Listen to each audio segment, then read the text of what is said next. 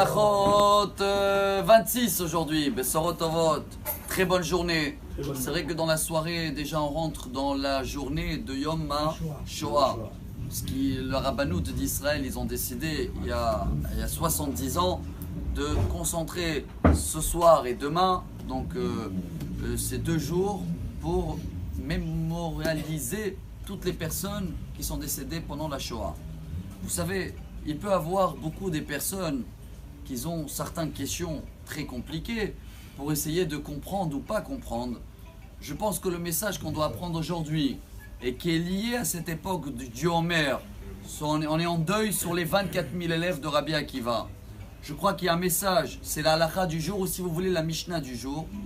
On va tous la lire ce Shabbat dans les synagogues qui lisent les maximes des pères, on dit en français Pirkei Avot.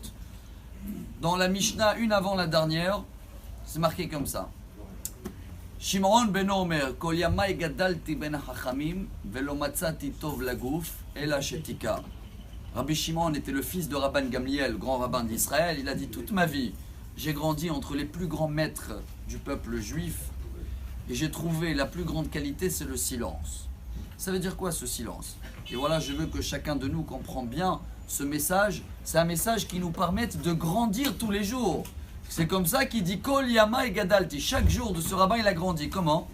Il y a une Gemara dans le Talmud très connu, traité Menachot dans la 29e page. Là-bas, la Gemara elle raconte que quand Moshe Rabbeinu était en haut, il a vu que Hachem faisait des petites couronnes sur les lettres.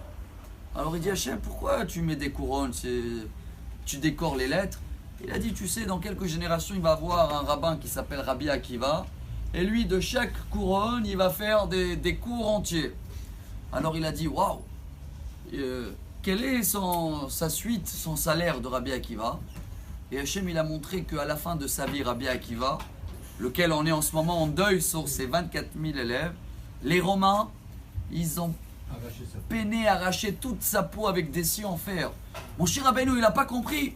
Il a dit, Zet Torah vezos chara, c'est ça qui mérite un grand maître comme ça. Hachem il a répondu, Shtok. Incroyable, je vais traduire. Hachem a dit silence, tu ne peux pas comprendre. Je pense que nous on doit appliquer le même message et pas essayer de comprendre ce qui s'est passé, comment, mais machin. Il n'y a pas à répondre, il n'y a pas à comprendre. Justement, moins tu as des questions, au moins tu cherches des réponses, plus tu avances avec Dieu, plus tu grandis parce que tu as le silence. Cherche à comprendre le message que nous on doit faire. Ce soir, on ne doit pas que se mettre debout pendant qu'il y a la sonnette.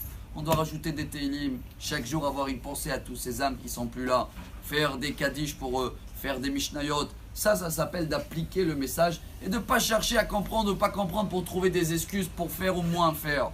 Tout ça, chers amis, à nous de le travailler, de le comprendre un peu mieux, surtout aujourd'hui, ce soir et demain. Et comme ça, Bezrat Hashem, très vite, on va pouvoir tous danser dans l'avenue de Mashiach et dans la construction de Jérusalem avec les 70 ans d'Israël. Amar Rabbi Elazar.